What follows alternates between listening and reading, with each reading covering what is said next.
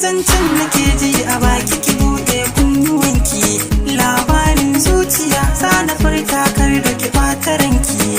Ina nan ni da ke sana rayu ki sana a inuwarki, misali ɗai da ɗai ni da ke zan kare martabarki. A gona ba irinki, a wurinki nake waɗauki, mu kasance gani gaki, ki faɗan baki da baki. Yawan tunaki yakan saka min kiya, ina jiranki gare ni ki zan tokawa. Taho da sauri zan faɗa miki sirrin zuci ni na ki ne, ki bani dama sirrikan da ke rai duka in zayyane. Cikin batuna za ki gane komai san kina bayyane, ki gane ni ne wanda ke niki so in babu ni gaibu ne.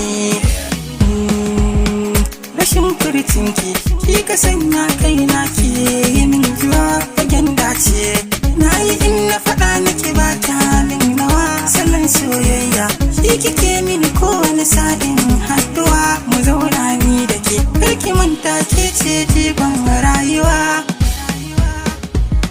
Ki duba Laila da Martinin sun rike juna hannu biyu, cikin soyayya sun karayu da juna tamkar yan biyu. Sanki nake kai da kai, sigar ki duk jiki sa sakai, akan ki wasu na cikai, idan da ke garamta na kai.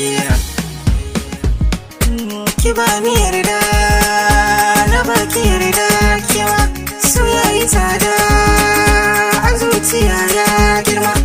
Soyayyata ke ce farin ciki cikin rayuwa, idan kina